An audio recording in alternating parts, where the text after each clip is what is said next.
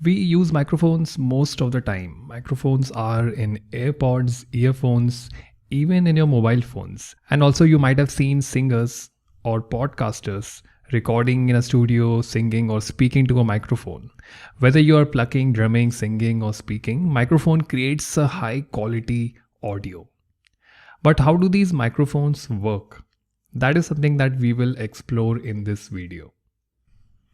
Alright, now there are different types of microphones, and one thing common in all of the microphones is that it takes in sound waves, which is also called a pressure wave.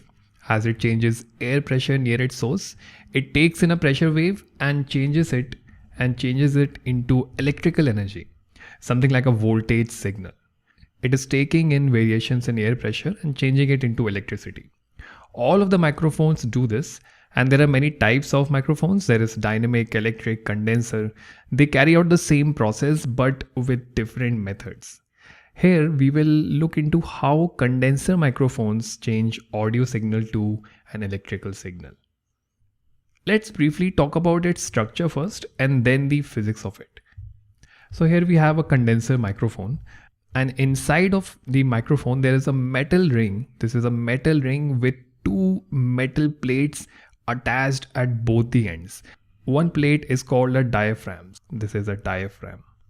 And the other that you cannot see here, it is on the other side. It is at the back. That is called a back plate. And these plates are mostly coated with gold because gold doesn't corrode.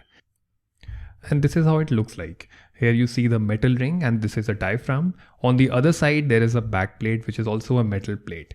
Now let's look at a sectional view. Let's look at it from an angle. So for that, let me make some space first. Okay, here we have a mic, and here we have the metal ring at the top, and this right here is the diaphragm. This is the back plate, and both of the plates are connected to a battery. In between these plates there is an insulator, that is usually air because air is an insulator. This setup now starts acting as a capacitor because you have one positive plate and you have one negative plate, and there is an insulator, there is a dielectric between them. So this starts behaving like a capacitor. Now let's go back to the main process, the main function of a microphone. It converts one form of energy into another. Sound energy or variations in air pressure into electrical energy. How do we get electricity out of mechanical motion of air particles which produce sound? One thing that we can be certain of is that since the pressure of the air is varying, it is changing because of someone speaking into the mic, the final electrical signal that we are interested in should also vary and change, right? We know that a sound wave can be plotted, like you can plot pressure to distance, pressure versus distance, and the plot could look somewhat like this. You will have points of very high pressure, these are compressions, and you have points of negative pressure, which are rarefactions. So if the input audio signal is changing, the output electrical signal should also change, right? Other than this, you would also want the pitch of your voice to be the same, right? If someone has a heavy voice and they're speaking into the mic, when you hear your recording, you should be able to hear the same pitch, right? The pitch should match. And pitch is defined by the frequency. So that means the frequency of the electrical voltage signal should also be the same as the frequency of the sound wave coming in. We can increase the amplitude of the electrical signal later by running it across an amplifier. So we need not worry about the loudness for now. One thing that we can worry about is keeping the pitch same. So our voltage signal, electrical signal, should kind of mimic or copy the audio signal coming in. It should have the same frequency, and that means it will also vary just like the audio signal. Now the question is, how do we get the voltage changing? We know that if a capacitor is connected across a battery, it will start storing charge. There will be a plate with a positive charge. In this case, the back plate, this is the back plate. This will have a positive charge, and the diaphragm, the other plate, that will have a negative charge. And in some time it will get fully charged, because of which a potential will develop across the capacitor. So maybe if we change the voltage of the capacitor at a certain frequency which matches the frequency of the audio signal, maybe our job might be done then. Now, how can we change the voltage across the capacitor? we could change the amount of charge on these two plates and make the voltage change. But the voltage should mimic or copy the audio signal, right? It should have the same frequency at all times. How do we make the charge move instantaneously from one plate to other, exactly knowing the frequency of the coming sound so that we are able to change the voltage according to that? That seems difficult. That seems quite difficult.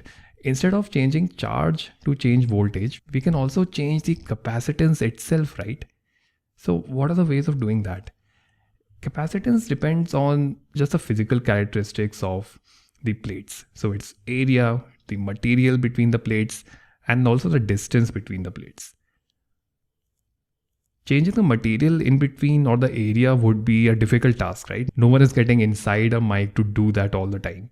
We can, however, change the distance between the plates. And turns out that is what happens.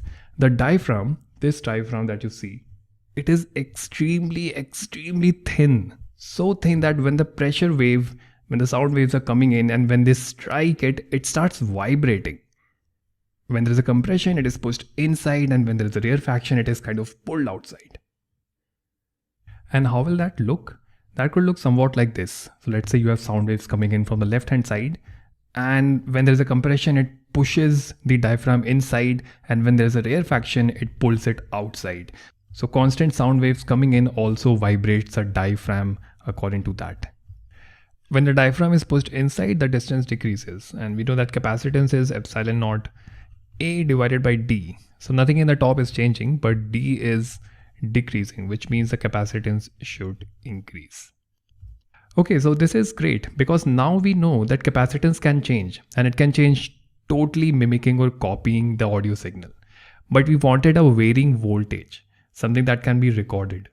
So if the capacitance is changing, then the voltage should also change, right? Because we know that Q, this is equal to C into V. There is one problem over here. If the capacitance increases, if this increases, then if there is just a capacitor and a battery in the circuit, the voltage across the capacitor will always be fixed. It is equal to the battery voltage. VB, this is equal to the voltage across the capacitor. VB is the battery voltage. So when the capacitance increases, more charge gets stored on the plates and there is no change in the voltage. So if we are somehow able to make the charge fixed on both of these plates, then changing the capacitance will lead to the change in voltage, right? So for that, what we can do is we can add a huge amount of resistance over here. Something around 1 giga ohms or mega ohms. So this resistor, it will keep the charge on the plates constant. There won't be any movement of charge. Now when the capacitor increases, the charge is fixed and the voltage decreases so that their product is equal to the fixed charge on the plates. This means that now VB, this is no longer equal to VC. It is no longer equal to VC because VC has decreased, right? If capacitance has increased, the potential across the capacitor has decreased. And if capacitance decreases, then the potential would increase. So if VC is decreasing, if it is decreasing, then there must be another voltage drop so that the addition is still equal to the battery voltage. And that is across the resistor. That is across the resistor. Then it becomes equal to the battery voltage. So for example, if let's say initially the voltage across the capacitor, which was equal to the battery voltage, and that was, let's say, 48 volts. When the capacitance has increased, some voltage decreased. So now let's say the voltage is 34, less than 48. So the extra voltage drop that is coming from the resistor. There is some voltage drop across this resistance, and in this case that would be 14 specifically. And similarly, if the capacitance decreased, then the voltage would increase. It would become more than 48, maybe 60. Then the voltage across the resistance would be minus 12. It would switch polarity. But their addition always comes out to be equal to the battery voltage.